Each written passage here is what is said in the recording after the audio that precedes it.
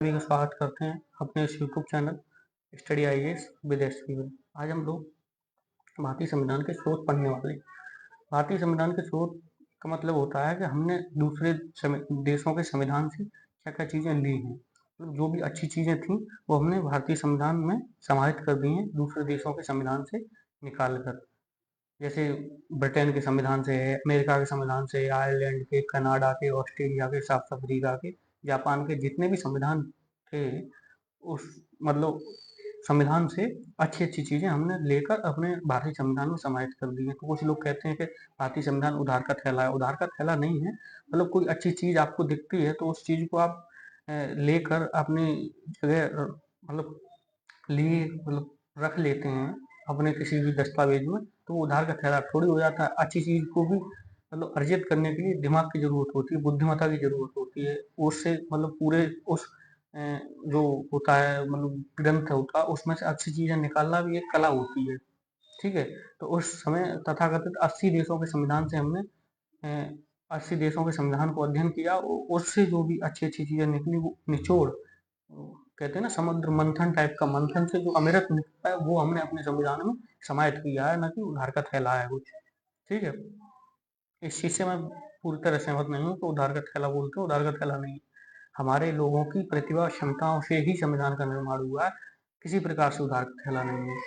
इस चीज़ को ध्यान में रखिएगा।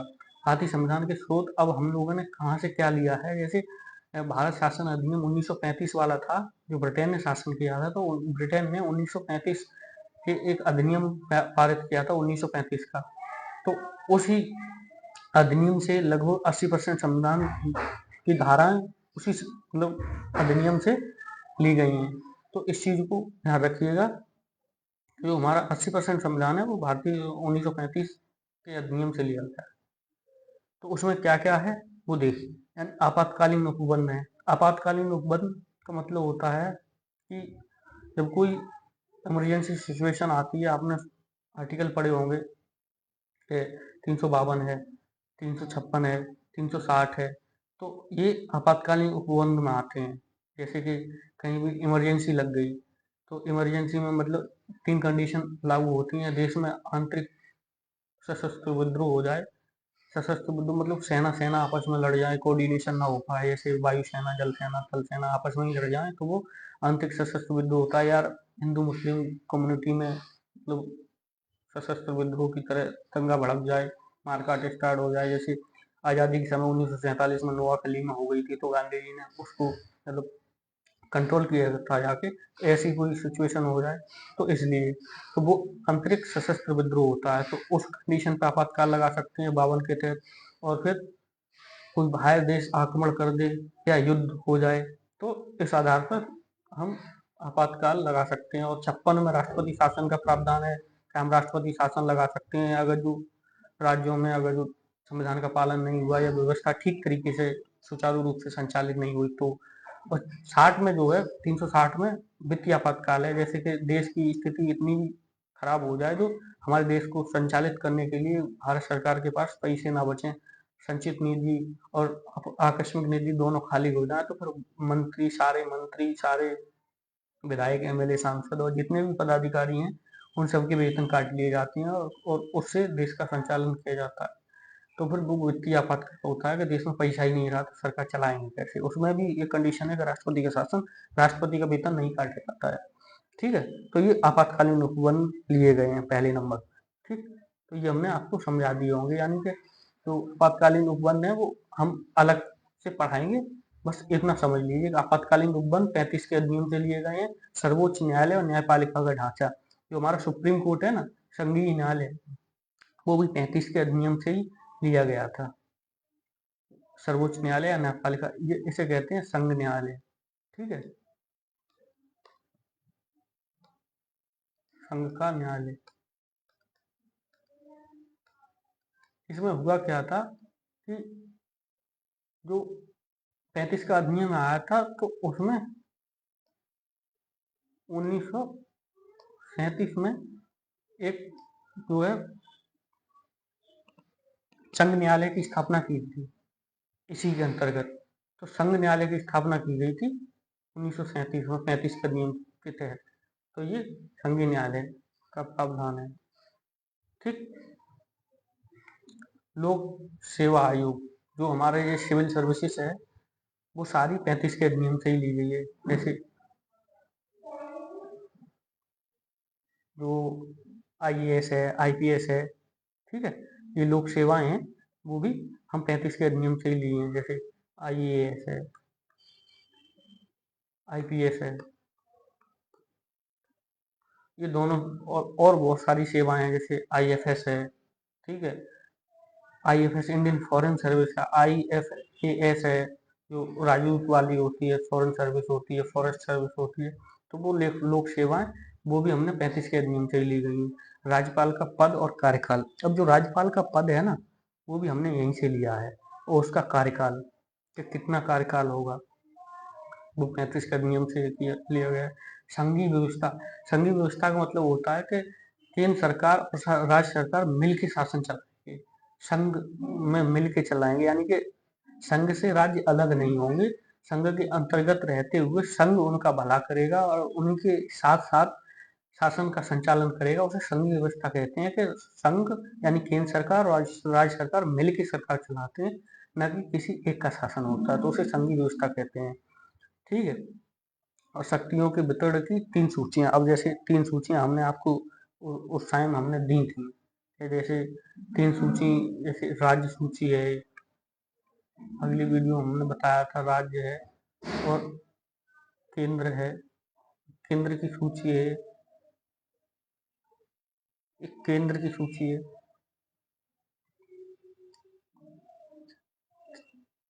और समवर्ती सूची है, केंद्र सूची है। ठीक, ये 3 सूचियां हैं, तो राज्य सूची, समवर्ती सूची और केंद्र सूची, ये 3 सूचियां अभी 35 के अधिनियम द्वारा ही ली गई थी। ठीक है, इतनी चीजें हमने 35 के अधिनियम द्वारा अर्जित की थी, तो वो हमने आपको बता दी। जैसे आपातकालीन उपबंध है, और इसमें सर्वोच्च न्यायालय है, सर्वोच्च न्यायालय के बाद लोक सेवाएं हैं, और राज्यपाल का पद है, और शक्तियों का वितरण है, जैसे संघ सूची, राज्य सूची और समवर्ती सूची। इतनी चीजें याद रखिएगा। उसके बाद हम देखते हैं हमने ब्रिटेन से क्या लिया। ये 35 का अधिनियम है, इससे अलग चीजें लिए तो चीजें किसी देश से नहीं, ये 35 के अधिनियम से, इससे बहुत सारी चीजें ली गई हैं। जो अनुसूचियां हमने आपको अगली वीडियो में कराई थी, वो अनुसूचियां भी इसी से ली गई, ध्यान रखिएगा। जो अनुसूचियां हैं वो भी इसी 35 के अधिनियम से ली गई थी, और इसमें कितनी धाराएं हैं, कितना क्या है, वो सारी चीजें यहीं से क्लियर होता है। अब ब्रिटेन आ जाओ। अब ब्रिटेन में से क्या क्या लिया है हमने, ब्रिटेन से हमने संसदीय शासन लिया है। तो संसदीय शासन में जैसे एक लोकसभा होगी, राज्यसभा होगी और राष्ट्रपति होगा, इन तीनों से मिला के एक संसद बनती है। जैसे राष्ट्रपति, लोकसभा और राज्यसभा से मिलकर संसद बनती है, वो संसदीय व्यवस्था होती है। वहां पर जनता अपने प्रतिनिधि को चुनती है, वो प्रतिनिधि जनता के लिए कार्य करता है, तो उसे संसदीय व्यवस्था कहते हैं। तो संसदीय व्यवस्था हमने ब्रिटेन से ली है। एकल नागरिकता, एकल नागरिकता का कॉन्सेप्ट ब्रिटेन में है, तो ब्रिटेन से ही हमने एकल नागरिकता का कॉन्सेप्ट लिया है। जैसे कि अमेरिका में डुअल नागरिकता है, यानी राज्य की अलग होती है नागरिकता और केंद्र सरकार की अलग होती है नागरिकता। ऐसा भारत में नहीं है और न ब्रिटेन में है। जैसे कि अगर भारत में ऐसा नियम लागू कर दिया जाए तो केंद्र सरकार की नागरिकता अलग होगी, और हम उत्तर प्रदेश के निवासी हैं या बिहार के हैं या फिर महाराष्ट्र के हैं, किसी की निवासी हैं, तो वहाँ राज्य सरकार की नागरिकता अलग होगी। तो 2 नागरिकताएं होंगी, यानी राज्य की और केंद्र की। तो वो अमेरिका में लागू है, भारत में नहीं है। भारत में एकल नागरिकता है और ब्रिटेन से ली गई है। ठीक।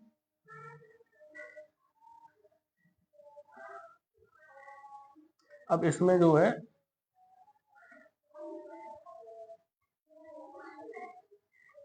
और क्या क्या लिया गया है वो देखते हैं हम लोग। संसदीय विशेषाधिकार ब्रिटेन से ही लिया है। ठीक है, यानी एकल नागरिकता और संसदीय व्यवस्था। संसदीय विशेषाधिकार, संसदीय विशेषाधिकार का मतलब होता है कि पार्लियामेंट अगर जो कानून बनाती है तो वो कानून फिर लागू करना होगा। लेकिन ब्रिटेन में संसद इतनी ताकतवर है कि कहा जाता है एक शब्द में कि ब्रिटेन की संसद केवल स्त्री को पुरुष और पुरुष को स्त्री नहीं बना सकती, बाकी सब कुछ कर सकती है। अब इसी वाक्य से आप समझ सकते हैं कि ब्रिटेन की संसद कितनी ताकतवर होगी, कितनी पावरफुल होगी कि स्त्री को पुरुष और पुरुष को स्त्री यानी जेंडर चेंज नहीं कर सकती। बाद बाकी जितने भी कानून हैं ब्रिटेन की संसद देश में लागू कर सकती है, एवरीबडी, कोई भी। तो संसदीय विशेषाधिकार भी उसी से लिया गया, लेकिन हमारे यहाँ ऐसा नहीं है। यानी संसद इतनी पावरफुल नहीं है, इतनी नहीं है कि संसद कोई भी कानून बना देगी तो देश में लागू ही करना पड़ेगा, क्योंकि हमारे पास सुप्रीम कोर्ट है। वहाँ सुप्रीम कोर्ट बहुत नाजुक है। ब्रिटेन में सुप्रीम कोर्ट मतलब कुछ नहीं, झुंझुना। और हमारे यहाँ सुप्रीम कोर्ट क्या है कि अगर जो ब्रिटेन की संसद ने कानून बना दिया तो सुप्रीम कोर्ट खारिज नहीं कर सकता। लेकिन हमारे यहाँ क्या है, अगर जो सुप्रीम कोर्ट ब्रिटेन मतलब संसद ने अगर कोई कानून बना दिया तो सुप्रीम कोर्ट उसकी समीक्षा करता है कि वो मूल अधिकारों से कॉन्ट्राडिक्शन तो नहीं है, या जन कल्याण के हित में है या नहीं है। अगर जन कल्याण के हित में नहीं है, मौलिक अधिकारों से कॉन्ट्राडिक्शन यानी मतलब टकराव कर रहा है, तो उस मात्रा तक उस विधि को शून्य कर देता है। तो हमारे यहाँ संसदीय विशेषाधिकार पर युक्त युक्त निर्बंधन लगाए गए हैं, मतलब प्रतिबंध है कि आपकी असीम सीमा नहीं है ब्रिटेन जैसी, आप बंधन में बंधे हुए हैं, क्योंकि सुप्रीम कोर्ट बैठा हुआ। सुप्रीम कोर्ट फिर उस कानून की समीक्षा करता है। ठीक है, इस चीज को ध्यान रखिएगा। तो ब्रिटेन की संसद ज्यादा पावरफुल है, हमारी उतनी कम है, उतनी उसकी अपेक्षा कम है। संसदीय विशेषाधिकार और एकल नागरिकता और संसदीय व्यवस्था, और जो परमादेश वाली रिट निकलती हैं वो भी हमने इसी से ली गई हैं। ठीक है, विधायी प्रक्रिया जो चलती है, संसद में प्रक्रिया चलती है, वो भी हमने इसी से ली है, ब्रिटेन से ही। तो इस कानूनी सर्वोच्चता यानी कानून ही सर्वोच्च होगा, ये थोड़ी हल्की फुल्की चीजें हैं। कानून की सर्वोच्चता है, विधायी प्रक्रिया है, संसद में कैसे कैसे कानून बनाए जाते हैं, प्रक्रिया चलती है, मंत्रिमंडलीय प्रणाली, ये ठीक है। यानी मंत्रिमंडलीय प्रणाली भी हमने यहाँ ब्रिटेन से ही ली है। कौन से मंत्री को कौन सा विभाग अलॉट किया जाएगा, तो फिर मंत्रिमंडल का गठन करने के बाद वो मंत्री जनता के प्रति और लोकसभा के प्रति उत्तरदायित्व होगा। लोकसभा में जो भी सदस्य चुन के आए हैं वो मंत्री जी से सवाल कर सकते हैं, सवाल पूछ सकते हैं कि मंत्री जी इस विभाग में इतना काम दिया था, इतना पैसा अलॉट किया गया था, तो ये काम कहाँ तक हुआ और पैसा किस योजना पर कितना खर्च हुआ, तो मंत्री जी उसका जवाब देंगे संसद में, वो उत्तरदायित्व होता है। ठीक है, अब दुसदनीय व्यवस्था, जो दुसदनीय व्यवस्था है ना हमारे पास, लोकसभा और राज्यसभा। ठीक है, यानी लोकसभा और राज्यसभा, ये जो दोनों सभाएं हैं, ये दो दो सदनी व्यवस्था बोलते हैं इसे, यानी लोकसभा और राज्यसभा। तो ये भी हमने ब्रिटेन से ही ली है। इसमें क्या है, लोकसभा के जो एमपी हैं वो जनता द्वारा चुन के जाते हैं, राज्यसभा के जो एमपी हैं वो हम लोग एमएलए, जो आपने सुना होगा विधायक बोलते हैं उन्हें, वो एमपी, वो इन एमपी को चुनते हैं लोकसभा राज्यसभा वालों को। लोकसभा वाले तो प्रत्यक्ष रूप से जनता के द्वारा चुन के आते हैं, लेकिन राज्यसभा के एमपी का वोट डालते हैं एमएलए। लेकिन उससे आपको कोई दिक्कत नहीं, जब हम संसद वाला पढ़ाएंगे तो हम संसद वाले में क्लियर कर देंगे कौन किसके लिए वोट डालता है। अभी इतना ही रखो कि वो प्रत्यक्ष जनता द्वारा है, ये एमएलए चुनते हैं राज्यसभा वालों को। दो सदनी व्यवस्था का मतलब है लोकसभा और राज्यसभा, इतना याद रखिए। अब इसमें मोटी मोटी बातें क्या याद रखनी है वो ध्यान रखिए। यानी कि दुसदनी व्यवस्था यहाँ से ही ली है, एकल नागरिकता यहीं से ली है, पार्लियामेंट्री सिस्टम यहीं से लिया है हमने, और मंत्रिमंडलीय प्रणाली यहीं से लिया। इतनी चीजें चार मोटी मोटी याद रखी, बाद बाकी में गोली मारी है। इतनी मतलब ज्यादा मतलब इम्पोर्टेंट नहीं है, जो पूछी जाती है मैं उसी अनुभव पे आपको बता रहा हूँ। दुसदनी व्यवस्था पूछता है, मंत्रिमंडलीय प्रणाली पूछता है, और एकल नागरिकता और पार्लियामेंट्री सिस्टम, चार चीजें पूछता है कि कहाँ से ली गई है, तो ब्रिटेन से ली गई है। अमेरिका के बारे में आ जाते हैं, अब अमेरिका से क्या लिया गया है। ठीक है, तो अमेरिका से पहला ही नंबर जो मोस्ट इंपोर्टेंट चीज है, मौलिक अधिकार। जो मौलिक अधिकार है हमने आर्टिकल 13 से 12 से 35 तक पढ़े हैं, जो हम सीधे सुप्रीम कोर्ट जा सकते हैं भाग 3 में। तो वो मौलिक अधिकार हमने अमेरिका से ही ली है। ठीक है, तो ये पहला पॉइंट। दूसरा प्रस्तावना, जो प्रस्तावना है ना, जो प्रस्तावना का जो पूरा जो विचार है वो हमने अमेरिका से लिया है। आगे हम बताएंगे, पूरा और क्लियर कर देंगे कि प्रस्तावना का विचार तो अमेरिका से लिया, लेकिन प्रस्तावना की जो भाषा है वो हमने ऑस्ट्रेलिया से ली है। इसमें घूम जाते हैं बच्चे जब एग्जाम में आता है कि प्रस्तावना की भाषा तो ऑस्ट्रेलिया है, प्रस्तावना का विचार प्रस्तावना कहाँ से ली गई है, तो फिर अमेरिका को लगाना पड़ता है, लेकिन भाषा पूछे स्पेशली तो फिर लगाना ऑस्ट्रेलिया। ठीक है, तो मौलिक अधिकार और प्रस्तावना, ये दो चीजें हमने लिए वहां से। अब तीसरी चीज का न्यायपालिका की स्वतंत्र और निष्पक्ष स्वतंत्रता और सर्वोच्चता, ये हमने लिए अमेरिका से। इसीलिए हमारा सुप्रीम कोर्ट ज्यादा पावरफुल हो गया है और हमारी संसद कम पावरफुल हो गई है। जो हमने अभी ऊपर बताया था कि ब्रिटेन की संसद ज्यादा पावरफुल है और सुप्रीम कोर्ट तथाकथित कम पावरफुल है। लेकिन हमने जो अमेरिका से ये ले लिया है ना, न्यायपालिका की स्वतंत्रता और सर्वोच्चता, तो न्यायपालिका की सर्वोच्चता है, हमारी संसद से भी ऊपर हमारा सुप्रीम कोर्ट है, ये चीज हमने अमेरिका से ली है। तो पूछता है कि न्यायपालिका की स्वतंत्रता और सर्वोच्चता कहाँ से ली है, तो अमेरिका से। ये तीसरी चीज है। अब ये सर्वोच्च न्यायालय और उच्च न्यायालय यानी सुप्रीम कोर्ट और हाई कोर्ट के जजों को हटाने की जो प्रक्रिया है वो भी हमने अमेरिका से ही ली है, ये ध्यान रखना। तो जो न्याय से संबंधित चीजें दो चीजें हैं, यानी न्यायपालिका की स्वतंत्रता सर्वोच्चता और सुप्रीम कोर्ट हाई कोर्ट के जजों को हटाने की प्रक्रिया, ये अमेरिका से प्रस्तावना है और मौलिक अधिकार है। ठीक, उसके बाद उपराष्ट्रपति का पद भी हमने अमेरिका से ही लिया है। उपराष्ट्रपति का पद जो आपने देखा होगा आर्टिकल 63 में दिया गया है, तो वो भी हमने अमेरिका से ही लिया है। राष्ट्रपति पर महाभियोग, जो राष्ट्रपति पर महाभियोग चलाया जाता है आर्टिकल 61 के तहत, वो महाभियोग की जो प्रक्रिया है ना वो हमने अमेरिका से ही ली है कि महाभियोग कैसे चलाया जाएगा। तो राष्ट्रपति और उपराष्ट्रपति ये दो सीक्वेंस में याद रखना। ठीक है, जैसे न्यायपालिका से संबंधित दो, यानी न्यायपालिका की स्वतंत्रता और सर्वोच्चता और सुप्रीम कोर्ट हाई कोर्ट को हटाने, जजों के हटाने की प्रक्रिया। राष्ट्रपति का पद मतलब उपराष्ट्रपति का पद और राष्ट्रपति पर महाभियोग की प्रक्रिया, ऐसे राष्ट्रपति उपराष्ट्रपति ऐसे याद रखना। ठीक है, और न्यायिक पुनर्विलोकन, ये जो मोस्ट इम्पोर्टेंट मतलब पॉइंट है ये वाला, ये और एक याद रखना बहुत ज्यादा है, यानी कि न्यायिक पुनर्विलोकन या फिर पुनरीक्षण।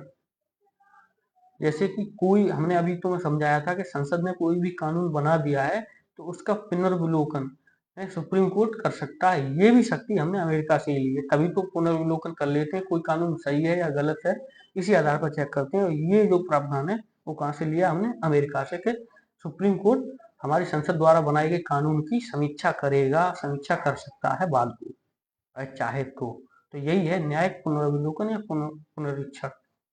संविधान की सर्वोच्चता, हमारे यहाँ संविधान की सर्वोच्चता है, जो चीज संविधान में है वही चीज सर्वमान्य है, बाद बाकी तो चीजें छोटी हैं संविधान की तुलना में। संविधान सर्वोपरि है, ब्रिटेन में संसद सर्वोपरि है, इस चीज को मिलाते चलिएगा। और शक्तियों का बंटवारा, और शक्तियों का बंटवारा उसमें मतलब सूचियां थी 35 के अधिनियम में, यहाँ शक्तियों का बंटवारा अलग अलग किया गया है। जैसे कि विधायिका, कार्यपालिका और न्यायपालिका, इन तीनों को बांट दिया है आपस में। ठीक है, जैसे कि विधायिका का मतलब होता है चुन के आती है, फिर विधायिका में से ही कार्यपालिका बना दी जाती है, और कार्यपालिका और विधायिका ये दोनों एक दूसरे के साथ ही रहते हैं समरूपक के तौर पर। जैसे समझिए विधायिका का मतलब होता है एमएलए या एमपी।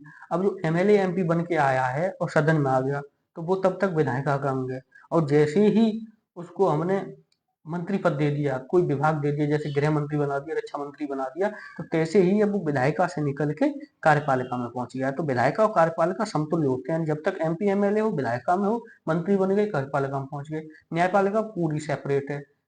न्यायपालिका का मतलब होता है कि जो सुप्रीम कोर्ट, हाई कोर्ट और डिस्ट्रिक्ट कोर्ट, ये न्यायालय जो है वो न्यायपालिका के अंतर्गत आता है। तो कार्यपालिका और न्यायपालिका का पृथककरण भी हमने आपको बताया था आर्टिकल 50 में, 50-50 के तहत ट्रिक से याद करवाया था कि 50-50 मतलब आधा आधा, यानी कार्यपालिका और न्यायपालिका हमेशा दूर दूर रहें। यानी कार्यपालिका के प्रभाव में आकर न्यायपालिका कभी आ गई प्रभाव में तो फिर कानून गलत बन जाएंगे और उसकी समीक्षा भी नहीं कर पाएगा सुप्रीम। इसीलिए आर्टिकल 50 में स्पष्ट कहा गया है कि कार्यपालिका और न्यायपालिका अलग अलग रहें। ठीक है, तो शक्तियों का बंटवारा यही है कि विधायिका अपना काम करे, कार्यपालिका अपना और न्यायपालिका अपना। ठीक है, ये तो इसमें आप कौन कौन से पॉइंट याद रखने हैं जो एग्जाम ओरिएंटेड हैं। देखो, पहला पॉइंट मौलिक अधिकार, प्रस्तावना और संविधान की सर्वोच्चता। ठीक, और न्यायपालिका की सर्वोच्चता और हाईकोर्ट और सुप्रीम कोर्ट के जजों का हटाना। ये 4 पॉइंट हो गए और 5वां पॉइंट हो गया न्यायिक पुनर्विलोकन और संविधान की सर्वोच्चता। ये 6 पॉइंट याद रखना बस। इस 11 पॉइंट में से 6 पॉइंट याद रखना। पहला, दूसरा, तीसरा, चौथा, 5वां और छठा। और ये न्यायपालिका की मतलब जो न्यायपालिका पुनर्विलोकन कर सकती है, ये इतनी चीजें याद रखना। बाद बाकी इसमें चाहो तो छोड़ सकती हो। वैसे ये इम्पोर्टेंट पोर्शन है अमेरिका वाला, काफी चीजें ली गई हैं और काफी बार पूछा भी है कि संविधान की सर्वोच्चता कहाँ से ली गई है, अमेरिका से। और सुप्रीम कोर्ट पुनर्विलोकन कर सकता है अमेरिका से, राष्ट्रपति का महाभियोग अमेरिका से, समझ रहे हैं, और उपराष्ट्रपति का पद अमेरिका से। तो और हाई कोर्ट सुप्रीम कोर्ट को के जजों की हटाने की प्रक्रिया अमेरिका से, प्रस्तावना का विचार अमेरिका से, मौलिक अधिकार अमेरिका से। तो ये इतनी चीजें याद रखिएगा अमेरिका से। अब आते हैं कनाडा में। कनाडा में क्या लिया गया है देखते हैं। कनाडा में 2 चीजें याद रखिएगा, इतनी चीजें दी गई हैं, उसमें से 2 चीजें याद रखिएगा। सशक्त केंद्र के संघीय व्यवस्था, सशक्त केंद्र के साथ संघीय व्यवस्था का जो प्रावधान है वो हमने कनाडा से लिया। ये एक पहला पॉइंट, ये याद रखिएगा। यानी जो सशक्त केंद्र के साथ संघीय व्यवस्था, ये वाला जो पॉइंट है ये याद रखिएगा। और केंद्र के साथ राज्यों में राज्यपाल की नियुक्ति। अब राज्यपाल का पद कहाँ से लिया गया था? 35 के अधिनियम से, समझ रहे हैं। लेकिन राज्यपाल की शक्तियां या राज्यपाल की नियुक्ति हमने कनाडा से ली है, समझ रहे हैं। हमने कनाडा से ली है। राज्यपाल की नियुक्ति राज्यों में की जाती है, ये हमने कनाडा से ली है। तो राज्यपाल की नियुक्ति और सशक्त केंद्र के साथ संघीय व्यवस्था, अवशिष्ट शक्तियां केंद्र में निहित हो, ये भी इम्पोर्टेंट पॉइंट पूछा गया। यानी जो अवशिष्ट शक्तियों का मतलब होता है कि जैसे राज्य सूची है, संवर्ती सूची है और केंद्र सूची है। अब केंद्र सूची, राज्य सूची और संवर्ती सूची में जो विषय वर्णित हैं उसके अतिरिक्त जो नए सब्जेक्ट निकल के आ रहे हैं, जैसे इंटरनल, मतलब जैसे अभी साइबर सिक्योरिटी वाला मुद्दा है, या फिर चैट जीपीटी है, एआई है, ये जो मुद्दे हैं ये हमने किसी भी सूची में समाहित नहीं किए थे, क्योंकि उस देश काल परिस्थिति के हिसाब से तो संविधान बना है। उस समय ये मुद्दे थे ही नहीं, इंटरनेट था ही नहीं, साइबर सिक्योरिटी जैसा मुद्दा कोई था ही नहीं, एआई, रोबोट, ये चीजें थी नहीं, तो हमने विषय भी शामिल नहीं किए। तो जब इन तीनों में, यानी संवर्ती सूची, राज्य सूची और केंद्र सूची, इनमें जो विषय वर्णित नहीं है उनको हम अवशिष्ट विषय बोलते हैं। तो जो अवशिष्ट विषय हैं, जो अतिरिक्त, जो नए निकल के आ रहे हैं समय के साथ, वो उन पे कानून बनाने का अधिकार केंद्र सरकार का होता है। उन्हें कहते अवशिष्ट शक्तियों का केंद्र में निहित होना। ये चीज याद रखना, ठीक है। और जो आर्टिकल 143 आपने सुना होगा, 143 के तहत उच्चतम न्यायालय का परामर्श न्याय निर्णय, जैसे राष्ट्रपति उच्चतम न्यायालय से सलाह मांगता है 143 के तहत, उसी के परिप्रेक्ष्य में कहा गया। लेकिन इनमें 3 पॉइंट याद रखिए, संघीय व्यवस्था, राज्यपाल की नियुक्ति और अवशिष्ट शक्तियां केंद्र में थी। तो तीन शब्द, यानी संघीय व्यवस्था कहाँ से ली गई? कनाडा से। राज्यपाल की नियुक्ति कनाडा से। अवशिष्ट शक्तियां कनाडा से, ठीक।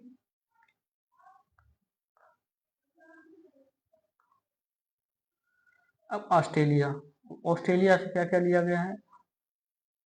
ऑस्ट्रेलिया से लिया गया समवर्ती सूची। अब जो समवर्ती सूची, हमने अब 3 सूचियां पढ़ी थी, केंद्र सूची, राज्य सूची, समवर्ती सूची। तो उसमें से जो समवर्ती सूची है वो हमने ऑस्ट्रेलिया से ली गई है, ठीक है। समवर्ती सूची ऑस्ट्रेलिया से। व्यापार, वाणिज्य और समागम की स्वतंत्रता, ये छोड़ सकते हो इस चीज को। संसदीय दोनों समिति की बैठक, हाँ, ये 2 पॉइंट याद रखिएगा यहाँ से, ठीक है। ये पहला, ये तो ये संमति सूची कहाँ से ली गई है? ऑस्ट्रेलिया से। संसद की दोनों सदनों का संयुक्त बैठक, जो आर्टिकल 107 के तहत की जाती है, संयुक्त बैठक जब किसी विधेयक पर, जैसे कोई विधेयक है, सामान्य विधेयक है, उस पर अगर जो मतभेद हो जाता है लोकसभा और राज्यसभा में, तो उसके जो राष्ट्रपति जी होते हैं, इन दोनों को मिलाकर फिर एक संयुक्त अधिवेशन बुलाते हैं कि दोनों सभाओं के सदस्य आए एक जगह बैठे और इस मुद्दे पर जो लड़ रहे हैं उसका कोई हल निकालें आके।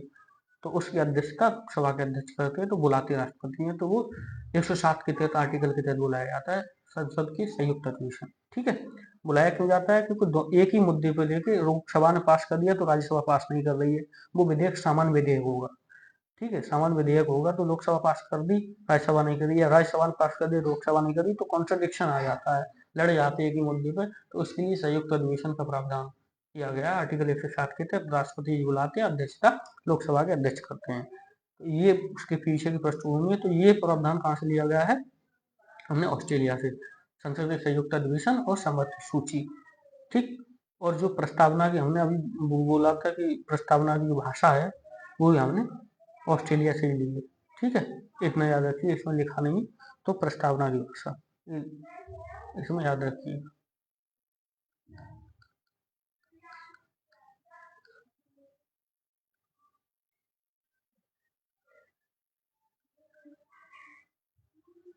प्रस्तावना की भाषा, ठीक, ये भी हमने ऑस्ट्रेलिया से ही ली है प्रस्तावना की भाषा। अब आइए आयरलैंड के संविधान से क्या लिया है। आयरलैंड के संविधान से हमने राज्य के नीति निर्देशक तत्व लिए, जैसे आपने पढ़े होंगे भाग 4 में, यानी भाग 4,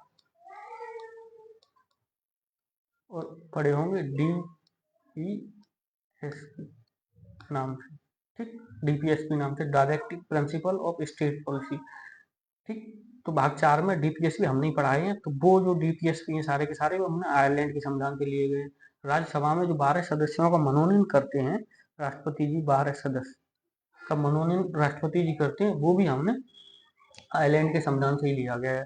जो राष्ट्रपति जी करते हैं राज्यसभा में 12 सदस्यों मनोनीत करते हैं, 250 सदस्य होते हैं, उसमें से 12 सदस्य राष्ट्रपति जी मनोनीत करते हैं अपनी तरफ से। शिक्षा, साहित्य और समाज सेवा के क्षेत्र से, ये 3 क्षेत्र हैं, उसमें से किसी को मानते हैं कि शिक्षा में अच्छा है, साहित्य में अच्छा है, या समाज सेवा या कला, ये 4 क्षेत्र होते हैं, तो उसके तहत हम मनोनीत करते हैं 12 सदस्य राष्ट्रपति जी राज्यसभा में। तो उन्हीं की जो प्रावधान है वो हमने आयरलैंड से लिया है, 12 सदस्यों का मनोनयन।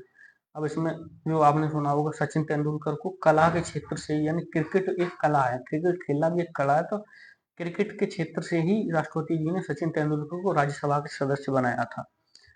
ठीक, तो ये 12 सदस्यों का मनोनयन और DPSP आयरलैंड से।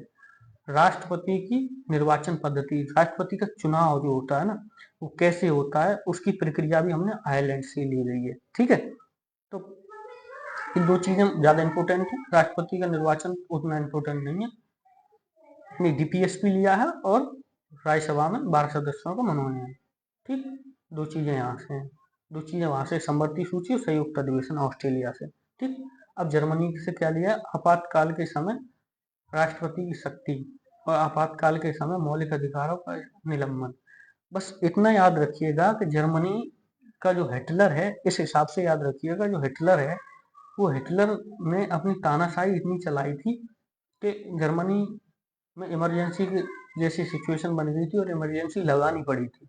पर उस हिसाब से इमरजेंसी को याद रखिएगा कि जर्मनी से क्या लिया गया, तो आपातकाल, आपातकाल को अंग्रेजी में कहते हैं इमरजेंसी।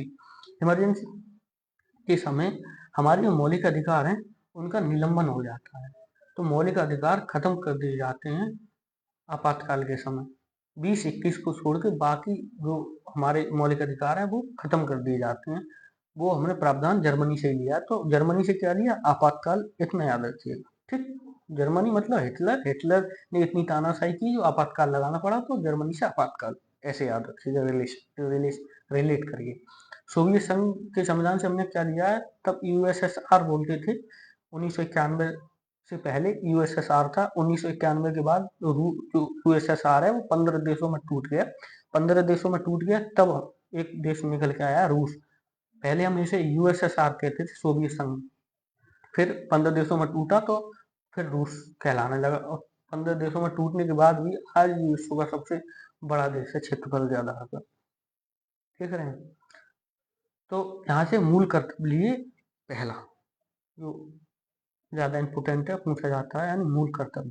दूसरा पंचवर्षीय योजना है। जो भी पंचवर्षीय योजना है, जो 12 पंचवर्षीय योजनाएं चलाई इंदिरा गांधी ने और चलती रही शुरू से, नेहरू जी से, इंदिरा से 2017 में खत्म की मोदी जी ने, तो वो पंचवर्षीय योजना भी उन्होंने उससे ही ली है। और सामाजिक, आर्थिक और राजनीतिक न्याय, ये हमने बोला था शब्द पूछ लिए जाते हैं, तो ये सामाजिक, आर्थिक और राजनीतिक न्याय ये हमने कहाँ से लिया? ये रूस से लिया। तो रूस से 2 चीजें याद रखिए। पंचवर्षीय योजना बोलना चाहो तो भूल भी सकते हो, छोड़ भी सकते हो, लेकिन ये यानी मूल कर्तव्य कहाँ से लिए गए हैं? तो यूएसएसआर से, यानी रूस से।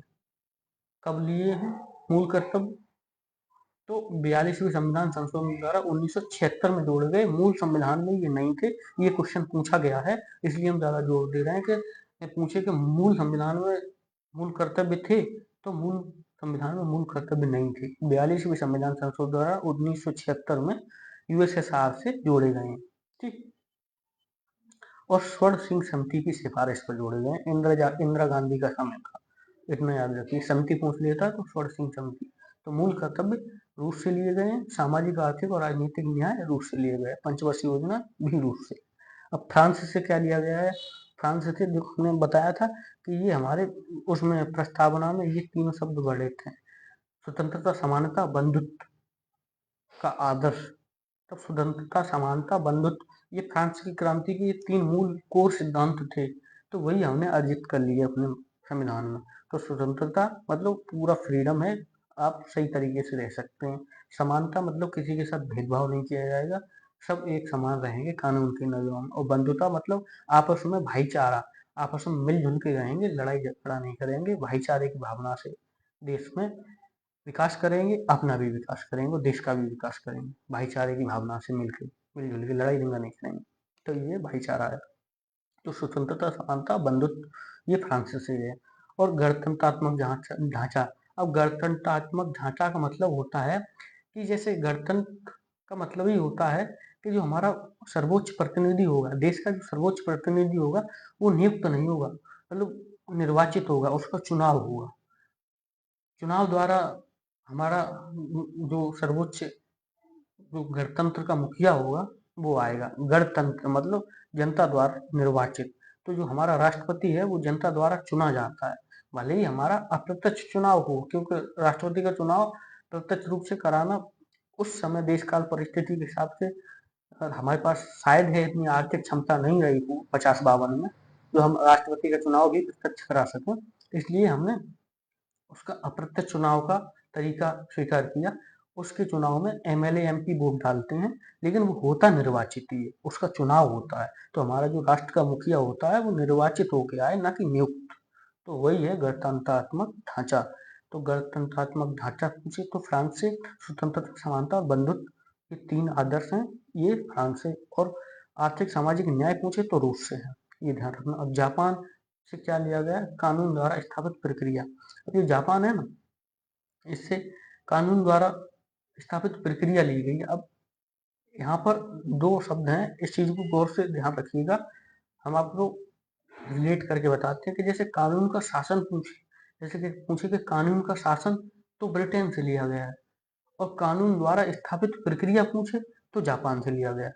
इन शब्दों पर थोड़ा गौर रखिएगा, क्योंकि एग्जाम में आ चुका है ये क्वेश्चन कि कानून द्वारा स्थापित प्रक्रिया। तो कानून लोग याद रखते हैं कि ब्रिटेन से लिया गया है, लेकिन कानून द्वारा स्थापित प्रक्रिया जापान से है और कानून का शासन ब्रिटेन से है। ठीक। तो ये जापान से लिया गया है। तो हमने एक एक करके आपको पूरा क्रमवार बता दिया। अब इसमें एक और रहेगा देश, वो है साउथ अफ्रीका। और साउथ अफ्रीका से क्या लिया गया है? संविधान का संशोधन। जो संविधान में संशोधन होता है 368 के तहत, वो हमने साउथ अफ्रीका से ही लिया है। ठीक है। तो वो साउथ अफ्रीका से एक याद रखिएगा कि संविधान का संशोधन कहाँ से लिया? तो साउथ अफ्रीका से। अब पूरे देश हमने एक बार आपको क्लियर कर दिए। अब हम मोटा मोटा रिकेप कर देते हैं जो एग्जाम ओरिएंटेड है उस हिसाब से। जैसे कि ध्यान रखिएगा आप कि ब्रिटेन से हमने एकल नागरिकता ली है, ध्यान रखिएगा, ब्रिटेन से हमने एकल नागरिकता ली है, संसदीय शासन लिया है, मंत्रिमंडलीय प्रणाली ली है और द्विसदनीय व्यवस्था ली है, यानी लोकसभा राज्यसभा और कानून का शासन। ये 5 चीजें याद रखिएगा, बाद बाकी ब्रिटेन खत्म। ठीक है, यानी कानून का शासन, मंत्रिमंडलीय व्यवस्था, द्विसदनात्मक व्यवस्था और एकल नागरिकता, बस। अमेरिका से 5-6 चीजें याद रखिएगा, मौलिक अधिकार, प्रस्तावना का विचार और न्यायपालिका की स्वतंत्रता, राष्ट्रपति पर महाभियोग, उपराष्ट्रपति का पद और न्यायिक पुनर्विलोकन, ये और संविधान की सर्वोच्चता। इतनी चीजें अमेरिका से याद रखिएगा, मौलिक अधिकार, प्रस्तावना और राष्ट्रपति का महाभियोग, उपराष्ट्रपति का पद और सुप्रीम कोर्ट की समीक्षा करने की शक्ति और सुप्रीम कोर्ट हाई कोर्ट को जज को हटाए जाने की प्रक्रिया। इतना याद रखिएगा इससे, अमेरिका से। कनाडा से बस इतना रखिएगा, संघीय व्यवस्था, एक शब्द, अवशिष्ट शक्तियां केंद्र के पास और राज्यपाल की नियुक्ति की जाएगी, वो भी राज्यों में, वो भी हमने कनाडा से लिया। इतनी चीजें कनाडा से याद रखिएगा, ठीक है। बाद बाकी फिर हमने ऑस्ट्रेलिया पढ़ा था, ऑस्ट्रेलिया से 2 शब्द याद रखने को हमने बोला था, समवर्ती सूची और संयुक्त अधिवेशन, प्रस्तावना की भाषा। 3 चीज, समवर्ती सूची, संयुक्त अधिवेशन, प्रस्तावना की भाषा, ठीक है। आयरलैंड से 12 सदस्यों का मनोनयन और डीपीएसपी, ये याद रखिएगा, आयरलैंड से 12 सदस्यों का मनोनयन राज्यसभा में, डीपीएसपी।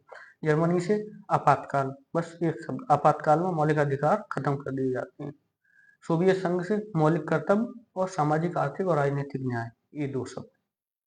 फिर फ्रांस से समानता, स्वतंत्रता, बंधुत्व, ये 3 शब्द और गणतंत्रात्मक ढांचा, 2 चीजें इससे ली गई हैं, 2 चीजें रूस से ली गई हैं और 2 ही चीजें ली गई हैं अमेरिका, मतलब उससे, आयरलैंड से।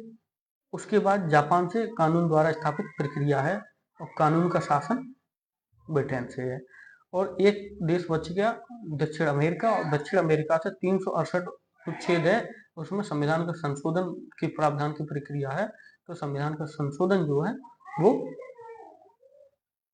लिया गया साउथ अफ्रीका से, एक वो याद रखिएगा। इतने देश हैं, इनको टू द पॉइंट हमने जो बताया है उसको रिकैप कर लीजिएगा, बस। इससे बाहर क्वेश्चन नहीं जाएगा संवैधानिक स्रोत से, ठीक है।